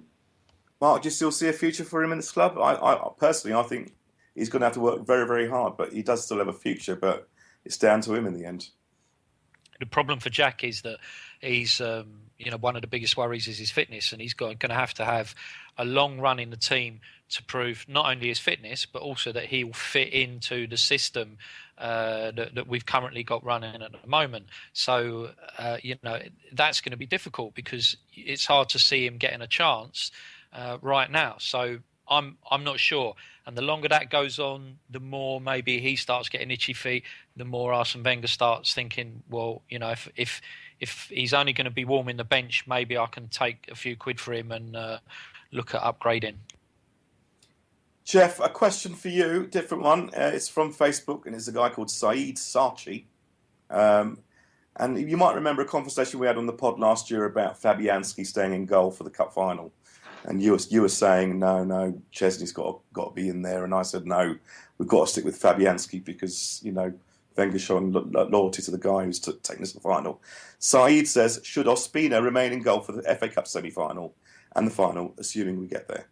Well, personally, I think that we've got to play our best team, whoever we play against. But as you've seen over previous seasons gone by, whoever's is used as in the FA Cup, they generally get to play in goal in the FA Cup final if we get there. So it's difficult. It's a difficult one. But Wenger, he just does the same thing every single season, doesn't he? He gives the boys a chance. If he gives them a chance and he throws them in, he rewards them if we get to the final, which I think is fair enough as well. And that's how he gets the loyalty in the squad. More interestingly, Geoff, do you think that either of them will be our goalkeeper next season? Yeah, I do. I think that the scouts have been told it's the number one priority. Well, I haven't heard that. I've got to be honest with you. I know there's a little bit of interest in Cech, if we can get a Cech down to Arsenal. But, is he going to want to sit on the sideline? I'm not sure. I'm really not sure. But to be honest with you, I think there's a shortage of top quality goalkeepers out there. And if you do get a top quality goalkeeper, you're going to have to pay him £180,000. And then all the other players will be banging on the door wanting to get £180,000 as well because you're only paying a goalkeeper that, So it's difficult. It's a really, really difficult balancing act. Danny, we haven't heard from you in about an hour. What do you reckon about Ospina? I'm a fan of Ospina. I love the way that he controls the whole area, and he doesn't do a Szczesny. I mean, Szczesny has so little contempt, showed such contempt for Wenger when his orders that one game where he come back against Brighton, I think it was, or Middlesbrough in the FA Cup, one of those two games. One of the first things he did was come running out of his area like a windmilling fool. I was talking to our very own Chris, and we've decided that we'd quite like to go and nick Lloris off the N17 Cave Dwellers. We'd probably get him for about 10-15 million, and then he's much better than any of the other goalkeepers that we've got. Personally, I'd send Szczesny out on his arse as soon as possible. I think the bloke's a liability, and he's got a touch of the Lord Bentness about him, which I don't like to see. So I don't agree that Lloris is a complete upgrade. I've seen him make plenty of rickets this season, but I don't see him as a massive upgrade. Well, maybe not a massive upgrade, but he's definitely a better goalkeeper than both of them. And I'm quite happy with leaving Ospina playing as our first choice. And I wouldn't let Szczesny anywhere near the FA Cup because he might use that as a way to try and play out of the way that he usually does play, and he might make an even bigger ricket trying to be the star of the show, which I don't want to see. But they're going to like the idea of Cech.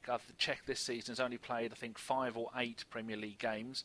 I think one of those he might have come on as a sub, and he's only 32. And that player, like a Van der Sar, a Schmeichel, he can go on until he's 38, 39, maybe even 40. He's that good. And I think we go and make an offer for him because his contract's up soon. Chelsea are never going to willingly sell him to anybody, any of his rivals. So I don't think he'll do that. But I'm not sure when his contract ends. I think he's either got a year on it or to the end of this season. Either way, I think we do need a replacement for Szczesny. But I'm quite happy with Ospina staying there. I mean, look how far Ospina's come. He's only been at the club 8 months. It's brilliant. See, a lot of people were saying the same about the likes of Giroud and other players this time last season. And what a fantastic improvement Ollie Giroud has made. I see that Szczesny can make improvements. Sometimes you drop a player out of a team, it does, and they have a rest and they take a backward step and they can see what's going on in front of them rather than always being in the spotlight all the time. Sometimes that can improve them. Hopefully Szczesny can come. I think he's a good goalkeeper in him. I really do. He's too up his own arse. You had a question, Danny, as well, didn't you, on your list? I said I've got 6 questions, Raj. I read them out, and you picked out 3 of them already. Friend of the pod, Pete Gooner, says, with Sky and BT moving dates of the games once the tickets have already been sold, how can they keep getting away with that? And is there any way that we can stop them doing it? Because once you've arranged for train tickets and you've bought those tickets, trying to get everything, and you've had the day off for work, and then they go, oh no, now it's on a Tuesday, now it's on a Friday. What can we do about that? Or nothing. We can't do anything about it. It's part of the contract. It's part of what the huge amount of money is paid for. And late in the season, they pick late to make sure they have the best games. And I don't see any problem with that because they pay big money for it. But what should happen, I think, if you move Hull last minute to a Monday night, you should put on free travel. You should subsidise half the ticket price. Accept that TV is big. People across the country are going to want to watch it and it's going to make a lot of money. But just take a fraction of that money and make life better for the 3,000 loyal fans who are going to have to get up there. So you can't change it, but you can use it as a force for good rather than at the moment it just being something that's shit for everybody. Anyone else? I think he's spot on. I think as an absolute nailed-on thing. Fair enough. I understand that they're going to change the games for TV reasons to try and make it more exciting, spread the good games out over the course of the week, etc., etc. But when they do that, it should be mandatory that the clubs that are involved, they work it out between the away fans that have been pissballed about train tickets and everything else. They should be able to travel up there the same way and get them back and in good time. I agree. Does everyone have a guess at how much Arsenal, this is just Arsenal, will receive as facility payment fee for that game? No idea. 100,000. 2 million. £750,000. That's just a facility fee, not the general pot. They could, if they took 10% of that £750,000, they could pay for everybody's ticket and lay on free trains. Yeah, Buy a load of coaches for that 750 grand and do it all season. They should definitely send up a few, 3 or 4 special trains and a few coaches. That's for sure. Yeah, I know for a fact they are looking into that for Hull. They did the same for the Man United Cup tie when that went to the Monday night as well. They are looking at trains, but because it's the bank holiday and there's a load of engineering works, as always, they are struggling to get trains. So they'll probably make an announcement on that in the next few days, I think. Okay, right. Next question is from Comrade Uzmanov from Twitter. He says, or she says, because you can never be too sure, how long do you lot think it'll be before the Premier League is on its arse and they're half full grounds like it was back in the old days? God, who wants that? That's a question and a half. Tim? I think a long way away. I think, I want to see it fairer. I want to see it better. But like Geoff said, there is an amazing product there. People want to watch it on telly. They want to turn up and go to it. We've got to make sure that we spread it around all sections of society and the youngsters to keep it going strong. But English football has never been healthier. Look at the amounts of money that people are paying to watch it on TV and come to the games. Let's not have a downer on English football. Let's say it's great, we love it, but it could be even better and it could be even fairer. And that's why I continue to campaign. Mark or Raymond, anything you want to say on that? I think it's a way, yeah, as Tim says, because there's so much money in the game. But they've got to they've got to make changes pretty soon. You know, they want people in the ground to sell that product, because no one wants to pay £5 billion to watch grounds played in front of 20 or 30,000 empty seats. So they've got to make some changes pretty quickly, or it might be too late. And I'd say you also need to consider that they might actually fill the grounds, but they may fill them with supporters that are not supporting the team in quite the same way that a lot of the fans do now. So therefore, the atmosphere, as we've seen at the Emirates, the atmosphere will suffer for that. So you might not have empty seats, but you won't have a lot of noise. And I've been a fan of Italian football since the old days of AC Jimbo doing it on Channel 4, and I've been an Inter Milan fan since then. And now you're seeing the way that Italian football is not on its arse, but it's headed that way. You're getting half-full stadiums. Parma have gone bankrupt, and they've had to get a £5 million loan from the rest of the other clubs together to help them get towards the end of the season. And you're getting teams like Juventus that have moved to their own stadium. They've gone from, was it the Stadio dell'Alpi, their old stadium? It was about 70,000. I always get that one. It was the old Olympic Stadium, and now their new stadium's about 40,000-50,000. AC Milan are looking at leaving San Siro, which is about 60,000-70,000, to go to another 40,000 stadium. The stadiums are usually not always full. People are not always going to the games, and I can see that happening to the Premier League, because sooner or later people are going to get fed up of it. Because I've got the money to go to as many games as I want, and I just refuse to go. It's even got to the point now. My local team, Peterborough United, used to cost me £12 to go and see them 5 or 6 years ago. It's now £25 a ticket for going to see average League One football. It's absolutely ridiculous. And I refuse to pay. And I look forward to the day that the Premier League is on its arse, and where clubs are begging us to come to watch games at half-full stadiums. Might be a long wait, but I'd love that. Anyone else want to have a moan while I'm doing that? Yeah, it's interesting you mentioned Italian football there, Danny, because every now and then you see there's an Italian game on the telly, and you flick it on to see if it's worth a watch, and then it's a half-empty ground. There's no one there. There's empty seats as far as the eye can see on the TV picture, and you just think, I can't be bothered to watch this because there's no atmosphere. There's nothing there to get involved in, and that is what will happen. If they keep up with these high ticket prices, so they've got to protect the match-going fans, because that affects the product that they're then trying to sell to the TV viewers. Because I don't think people want to watch televised football matches that are played in front of empty stadiums. I think the main thing about it is the absolute product itself. I mean, most of them games in Italy, I'm sorry, but they're very, very dull. They're still very, very defensive, and they haven't got that hustle bustle, and anybody can beat anybody like the Premier League. I mean, and coming back to our team, Arsenal versus Manchester United could sell out 150,000 tickets. I promise you it could, because it's a global game now, and they could definitely sell the tickets.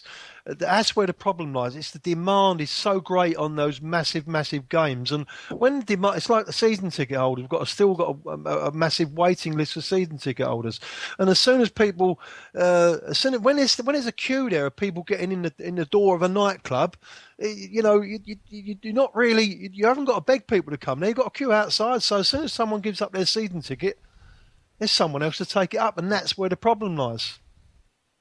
And also, Geoff, but you're right. At the moment, Arsenal could probably have a category A+ for Spurs and Manchester United and sell at a lot higher price, and the demand is there. But there are these people buying these season tickets that are only coming to those 2 games and leaving the seats empty for the other 20 games. 600 people came to one game, mainly in corporate. Look at the problem. Amazingly, Arsenal can't sell out against Reading in an FA Cup semi-final. And this is the nature, I think, particularly the corporate fan or a certain type of fan that's cherry picking. And I think at Bayern Munich, you get struck off. This is back almost to the credits or the points thing. But we're going to have to start almost, terrible thing to say, but maybe start selecting. Are you the right sort of fan that's actually going to help the team on a Monday night against, West Brom or Wigan? Or do you just want to turn up for the Manchester United game? Because we as a club need you at every game, or at least we need that seat fill at every game. Yeah, it's a good idea. It's a great idea. I'd love to see it occur, but how are they going to be able to do that? It's very difficult, isn't it? How are they going to police it, so to speak, Well, it's easy to police. It's easy to police because you just basically use the electronic entry system to know whether the ticket was used or not. What the club are nervous about is that if they block someone who's bought a £4,000 club level ticket, will someone come in and replace it? That's their nervousness. Keith Edelman, the managing director before the last one, I think he said to me, don't give a shit what they do with their ticket once they've bought it. And that's the wrong attitude. we should obviously want the tickets to sell, but then we should want the ground full and the atmosphere to be strong. And there's work to do on that. I mean, we haven't touched on it tonight, and I know Mark was getting quite upset with the Reading fans about the cup final allocation, but it's extraordinary. Arsenal can't find 35,000 season ticket holders that want to go up the road to watch our team in a semi-final. What is happening to a certain section of our season ticket holders? Mark? On that, well, yeah, I mean, look, I moaned like bollocks about that, to be perfectly honest, and then all of a sudden, we can't get rid of them. But I mean, it is ridiculous. I mean, I think we will. If you opened it up to Silvers, we'll sell it out. Oh, of course, it's straight away. But the Reading thing was just ridiculous, because basically I think actually anyone I know who might indulge in housebreaking, I'm sending them to Reading on that day, because the entire population of Reading is going to be in Wembley for some strange reason. I just wanted to make a point going back to what Danny said about was it Peterborough you said, Danny, and how much they charge. And a lot of people have said, oh, you can't reduce the prices in the Premier League because then it would be closer to what they're charging in League One, and that's not right, is it? Well, you know what? They're only getting away with charging that in League One and League Two because the Premier League is so expensive. If the Premier League pulled their pricing back, then Championship and League One and League Two would have to do the same, and non-league as well. And actually, maybe we're talking about grassroots football at that level would be cheaper for people to go to, and you'd have more people at every single ground in the country, all 92 teams in the four divisions and all the non-league. They'd have more people going because it'd be more affordable and people would be more interested in going. So that's one thing I just wanted to point out about that. Sorry. Well, you look at Peterborough's last game. They drew 0-0 at home to Walsall. 6,711 people there. Now that stadium holds at least double that. Why not half the price, double the people, double the atmosphere? But they won't do it. And I don't know why clubs don't. I've been used to go and watch Barnet a lot, and Barnet was quite always. I don't think it necessarily works out like that, though, Danny. And and if they do that, they don't. People still don't turn up. They might get another 1,000 or something like that. But if you do the maths in it, I'm not sure it works out over the whole season. That's the problem. They're going to try and exploit the fans as much as they possibly can. They're in business. It's a shame, but I think that's the way of the world it is. That's the way it is. Well, I should be going to watch Peterborough now. The weather's got a little bit better. We've got, I think, 2 or 3 home games. So actually, I will be at the 25th of April, Peterborough v Crawley, because we know who's in charge of Crawley, don't we, Raj? John Gregory. That's it. And I told him I'll be there at the end of the season. Maybe I'll come up for that one then. Oh, you should do. Yeah. Come and sit with me. Yeah, wheelchair space is brilliant. Hey. Yeah, I still have to fucking pay though, don't I? You're getting for free. I am. I'm the pusher. It's going to take me hours to get you in there, I tell you. That was never proven though, was it? No. Anyway, on to the other. Last question. This is a good one from Rich Beckers. Is the lack of current injuries a fluke, or have things really changed under Shad Forsyth? What do you think, Geoff? Big question. That don't know. Not entirely sure. Make it up. That's what I normally do. I think that I just think it is what it is. I think we were struck down by luck at the start of the season, and at the moment, we've been lucky where we haven't had so many injuries. Oh, Tim, what's your thoughts on that? Sample is so small. I kind of agree with Geoff. It's very hard to read anything into it. For medical studies, you need samples of thousands to start seeing patterns. That's Diaby's injuries. You sort that out. Exactly, but that also skews the figures. You've got someone like him that is 5% of our first team squad, and if he's always injured, it massively skews the tables and the lists. And so you've got to be really careful about overly digging into it. Let's just be pleased that they're fit at the moment. I also think if you've got, and I think he started to address this, and it's very frustrating watching a couple of years, if you spend your money covering every position, you can rotate a bit more, you can protect people. Koscielny hadn't have been played in some ridiculous games in August and early September because there was no one else, which made the Achilles flare up, which took him out for a long time.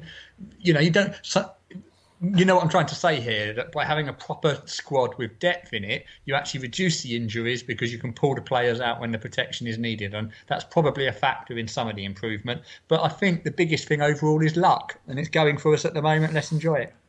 I think the fact that we can bring Gabriel on as soon as Mertesacker or Kos get even slight niggle, then they're ready for the next game, which is fantastic. Of course, yeah. Okay. Raymond, anything? Well, just about the when you've got players cover for every position, it takes us back to the thing we were talking about earlier in the bad start to the season. So that goes down to building the squad and getting the right cover in the right places, and then if you do lose one of your key players, you've got someone there ready to go in, and that turns a draw at Leicester and a home draw to Hull and all that kind of stuff turns them into wins. So it kind of brings us right back round to the start of the podcast again. Excellent. Any pearls of wisdom from you, Mark? And when you're done, hand it back to Raj. Right. Well, all I'll say is last season when we were moaning about it, I think Tony Colbert was blamed, the pitches were blamed, Arsenal overtraining red zones, all sorts of things were cited as the reason, and it turned out that apparently it was just bad luck. So this year you'd think it would be good luck, but no, apparently it's the miraculous appointment of Shad Forsyth.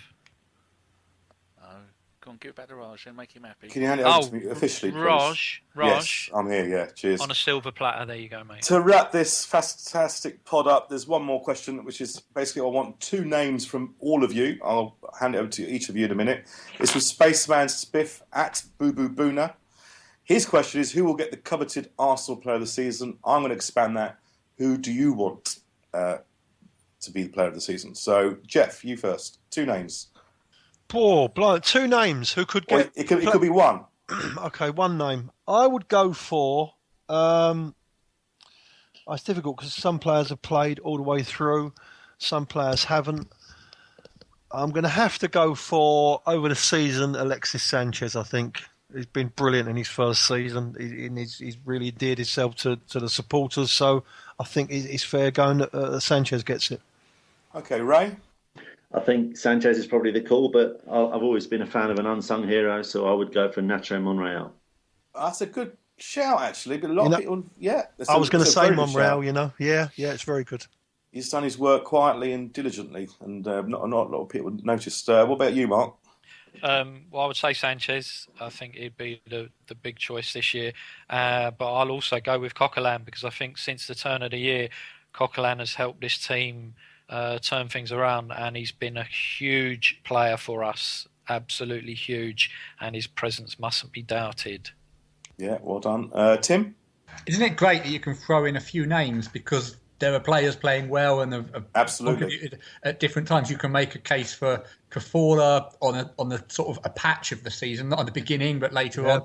But if you look at the number of games he's played and what he's contributed in those games, then Oliver Giroud is right up there as well, isn't he? Because he missed a lot and he came straight back into it and contributed with the goals and linking up the play. So the great thing is, but the 2 players I'm going to go for, I don't know who they are yet because they're the 2 that are going to score the winning goals against Liverpool in the cup final. Yeah, hopefully. Hopefully, yeah. Don't jinx it. With a handball, if there's any justice. What about you, Danny? One of them, Steven Gerrard, then, yeah. Own goal. No, that'd be great. I think I'll go for Sanchez because the way that he come into a brand new club knowing nothing about the style of play or anything, and to drag kicking and screaming through the first half of the season was a feat that no other Premier League player I can ever remember has done that. And now he's coming good again. He's having a fantastic last part of the season. I'd like to see Mesut get a little bit more acknowledgement because if you had a camera, if you had an option on Sky Sports just to watch Mesut play for 90 minutes, people would shut up more. But I think that I'd probably give it to Mad Frankie Coquelin because he has just been amazing. He has been the piece of the jigsaw that we've been missing, and without him in the middle there, I don't think the rest of the team would have gone on to this fantastic run of a couple of defeats in 16, 17 games.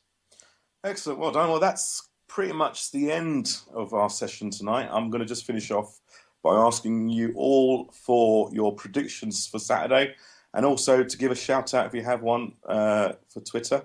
So let's start with you, Ray. I'm going to go for a comfortable 3-0 win. I think we're in that confident vein of form where when we're playing teams that are down at the bottom of the table, I think they'll be looking at us in the tunnel and they'll be a beaten team already. So going for a confident win. And then my 2 shout-outs are at Gunners on Wheels, Anthony Joy, good friend of redaction, and also at Richard Yeebsley, guy who hasn't missed a competitive Arsenal game in 22 years. Bravo. Go on, Geoff, give us your wisdom. Yeah, I think we'll be very, very comfortable. 2-0 will win, and I think Ollie Giroud will score the first goal. Really? 2-0 Yeah. Giroud, really? Yeah, Does 2-0. sound like you. Yeah. Are you sure you don't want to think about it? Well, I'm reigning champion at the minute, so I've got to keep up the form. If you ever text me, that is this one is only 3 days after the game. Yeah, but I was honest though, wasn't I? He's an honest man. I was always honest. Shush, Geoff. Anyway, okay, my shout out this week goes to a friend of the podcast, which is Little Will AFC, who celebrates his 20th birthday today. Little Will, 20 already. Amazing. I remember him when he was 19. So good luck to Little Will. Have a nice day. Mark, over to you. Yeah, I'm going a slightly nervy 2-1. They'll have a big support there. Pitch is probably not going to be great. Be a tough game, tougher than I think we're expecting. So I think 2-1, normal, go 2 up. They'll get a goal near the end just to make us take more Wolverine. First goal scorer, Cthulhu. And my shout is to Paul Swain, who is quite simply Paul Swain, AFC 78. Paul Swain, AFC 78. Top man he is. Yeah, talks a lot of sense. Nice bloke. I thought you can say bollocks then. You haven't talked to him on Twitter enough. Unlike me shouting shush a minute ago, which I apologise for. Okay, and on to Tim. I think we'll win 3-0. I think it will be comfortable. I think the goals will be spread around the team. And my shout out goes, picking on the theme of what we've been talking about, give Spirit of Shankly a follow. They're Liverpool's supporters trust. And I mean, it's always good to have a little bit of other teams in your timeline because you get a bit of variety and see what's going on elsewhere. But they do some good campaigning and people will realise that it's all football fans in it and the messages they've got. So, yeah, have a look at Spirit of Shankly. Okay, and Danny. I asked on our podcast account who wanted to a shout. So City Sewage, Senfal Singh and Hoppy Hopkins. And I think that was it of all the only people. Oh, and some tit called David Moggy, who's got no idea what day it is most of the time. Bless him. And I think we're going to ruin them 4-0. First goal score is going to be something, I don't know, maybe Wilshere. Maybe Wilshere will come back and score on his comeback. I always like to go for the odd ones. I'm not bottom of the league for no reason, you know. Excellent. Well, my prediction is going to be 3-0. I reckon Ozil will score. And my shout-out is to @PlasticSpam. Give him a follow because he does a few very good pods, actually. So, blogs. So, there you go. That's the end of this podcast. All I can do is say thank you very much to Geoff, Mark, Tim and Ray. Thanks for coming on tonight, guys. Cheers, Raj. Thank you. You can respond to that and be nice and stuff. Danny, as ever, thanks to you for producing the show. It's been a great, positive podcast. I think we're making our way forward with the groups. I think that fans will start supporting this. And all I can say is thank you very much and good night. No, cheeky monkeys. No one interrupted.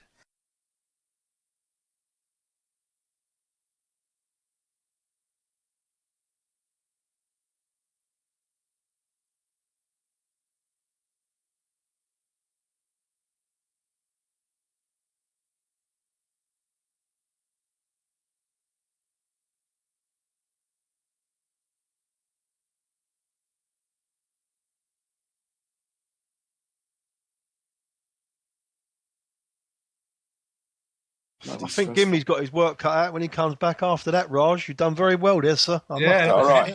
Really good. That's if they ever find the body. Oh, I'm sweating. Thanks, guys. That was good. That was actually a very good podcast.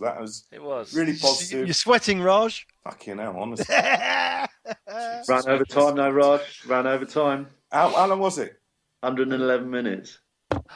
Fired. Oh, God. See, shows you how easy it is, Raj. Yeah, but there was a point where I couldn't stop you from talking because it was very interesting. So I thought, wow. He was. We're talking on WhatsApp, and I said, you're not going to get this on any other pod, so just let him talk on. Yeah. But I appreciate that, Tim and Ray, well Mark done, as well. lads. So it was It's a good. very good podcast, that. So get it out there. We'll start bashing it about.